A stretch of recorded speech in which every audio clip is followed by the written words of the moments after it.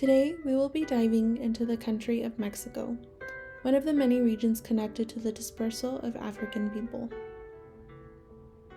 The colonization of Mexico occurred in 1519, causing a presence of Spaniard people throughout Latin America.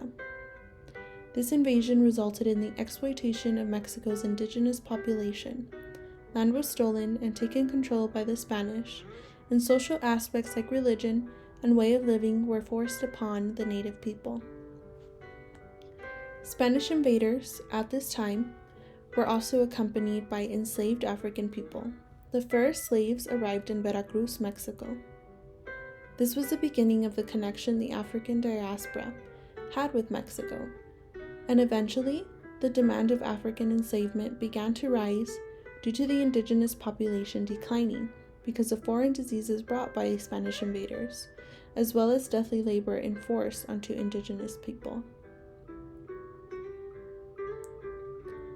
The population of native, Spanish, and African people led to interracial relationships, which of course resulted in creating a diverse population in Mexico that we can see today.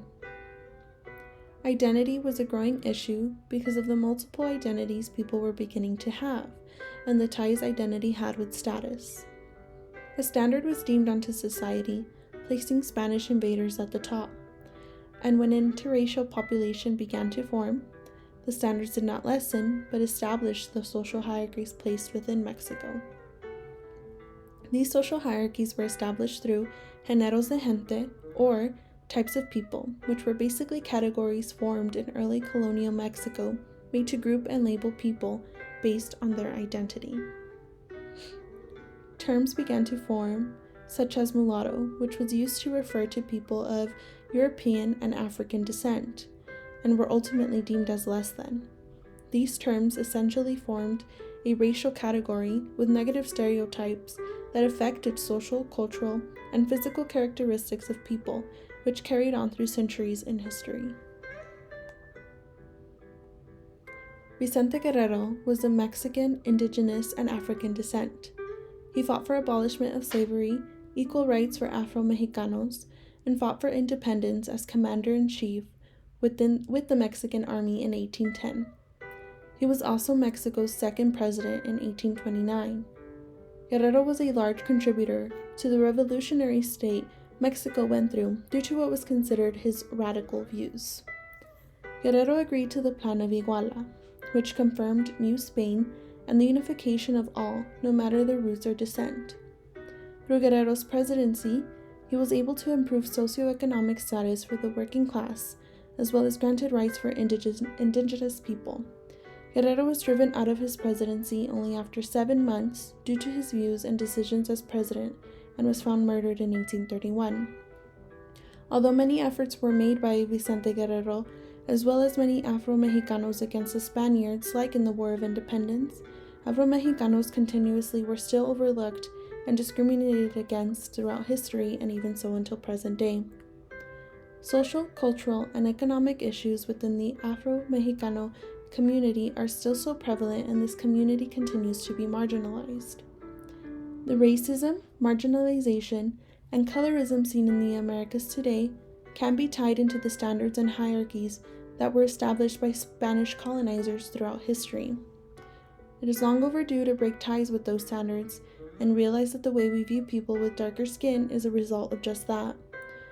Afro-Mexicanos are living in high rates of poverty in isolated rural communities, mostly in Guerrero, Oaxaca, and Veracruz. They continue to lack resources, and it is a result of the way they have been viewed and discriminated against for centuries. In 2015, a survey in preparation for the census reported a population of 1.3 million Afro-Mexicanos. Afro-Mexicanos were officially acknowledged in the 2020 census, and it was reported that 2.5 million Afro-Mexicanos are a part of Mexico's population. Ignoring this group's identity just ties into the major issues being faced by this community, and the issue of colorism within Mexico needs to be addressed. Anti-Blackness has been an ongoing issue within the country of Mexico, and the seclusion is seen in media, educational textbooks, and overall society. and the blatant seclusion is seen based on how majority of Afro-Mexicanos live among one another in poverty and only in certain regions in Mexico. Although forgotten in history and overlooked in a countless of ways in society, the community of Afro-Mexicanos are here and are rightfully demanding to be heard, and are doing so by reconnecting to their African roots, some of which are through music and dance. Del noroeste de África.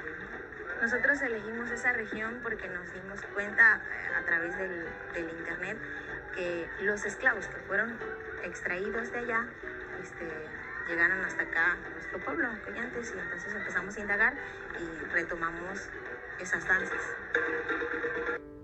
Afro-Mexicanos are fighting to be acknowledged through embracing their culture, making accurate history known, and demanding equity in today's society. Organizations like Minority Groups International is an online platform where people can search about all current issues being faced by minority groups around the world. Activists are using social media as a public forum to share information about Afro-Mexicanos through creativity and networking.